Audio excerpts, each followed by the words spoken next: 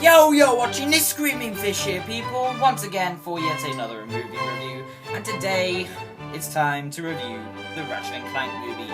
So, this is a video game movie that I saw the trailer for in 2014, and ironically it came out in 2016.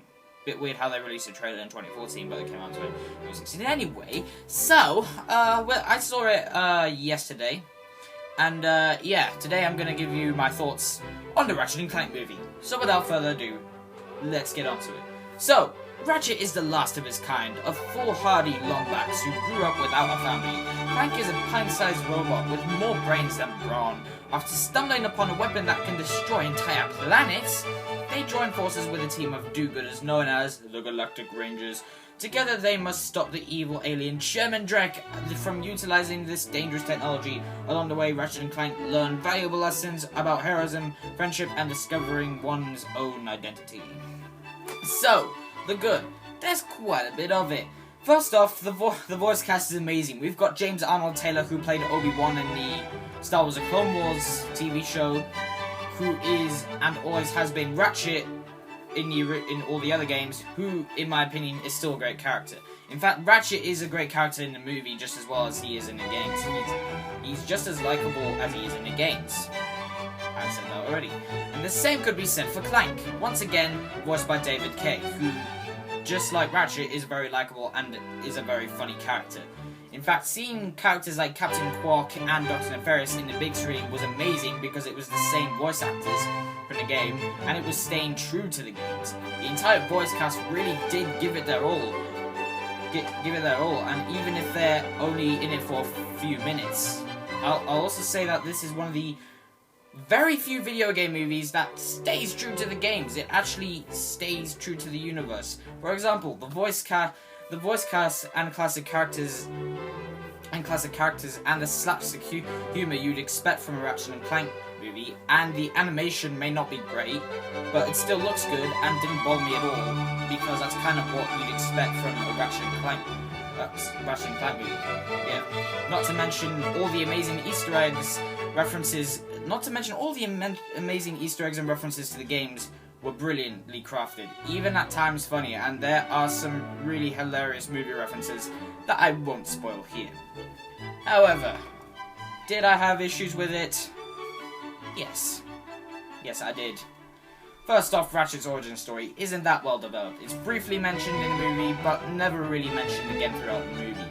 I must sadly admit that Sylvester Stallone's character is horribly underdeveloped, and all he does in this movie is remind us that he's evil and not waterproof, apparently. And unfortunately, the same could be said for Chairman Drek. While he did make me laugh a lot, he wasn't a very good villain. And the same could also be said for pretty much every member of the Galactic Rangers, with the exception of Quark and Ratchet.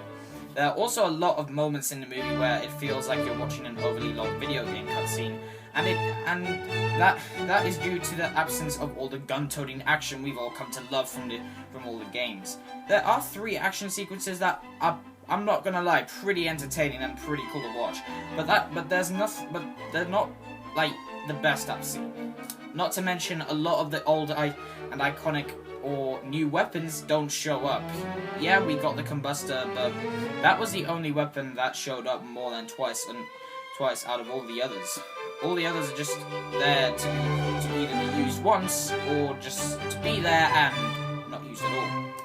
This gets worse, and unfortunately, this issue gets worse as there are scenes where you're thinking, how did Ratchet get through all that without shooting anything? And yeah, the story at times feels a bit rushed, once again because of the lack of gun-toting action, but also because of its very weird pacing. It really does speed through a lot of the plot elements that could have been better used in a longer movie.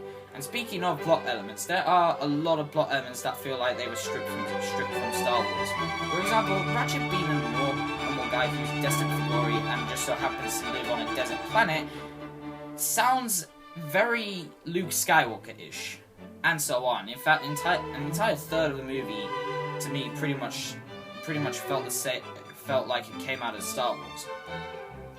So, yeah, Ratchet and Clank may have its issues here and there, but but as a whole, it's a pretty good video game movie. It manages to stay true to the games and has a very good cast of characters and voice actors behind them. On the downside, if you're one of those hardcore Ratchet Clank gamers who wants everything to be good with all the gun-toting action you'd see in a Ratchet Clank movie, or game even, then you're probably not going to like this movie. But to me, despite its problems, none of it really made me angry or disappointed. Actually, it didn't really surprise me when it got all those horrible reviews on Rotten Tomatoes. And yeah, I'm not gonna lie, Metacritic and Rotten Tomatoes have been tearing this thing to shreds.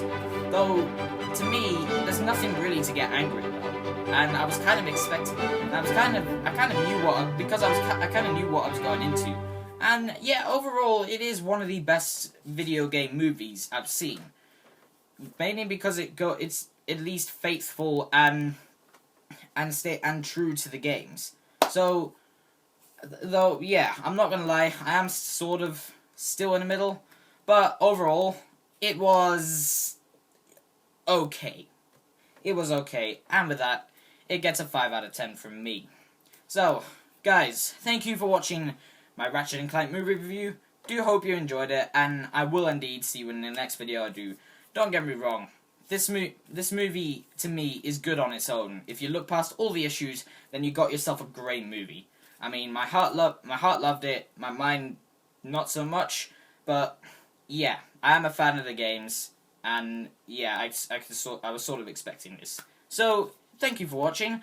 Please don't forget to like or subscribe if you like the video, and follow me on Facebook if you will, and yeah, I'll see you guys on the next one. Goodbye, guys.